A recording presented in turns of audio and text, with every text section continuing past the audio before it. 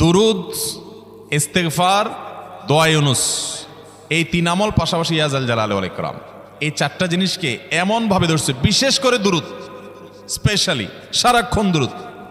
আল্লাহ রাব্বুল আলামিন এমনভাবে সহযোগিতা করেছেন, এমনভাবে উদ্ধার করেছেন যে কল্পনা করলে অবাক লাগে এখন যে এটা কিভাবে সম্ভব।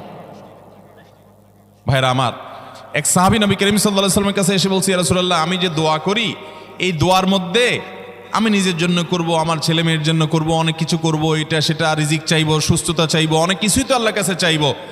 আপনি তো আল্লাহর রাসূল, আপনার জন্য দোয়া করলে আমাদেরই লাভ, একবার দোয়া করলে আল্লাহ 10 বার রহমত নাজিল করবেন, তো আপনার জন্য আমার দোয়ার ভিতরে কত পার্সেন্ট রাখবো?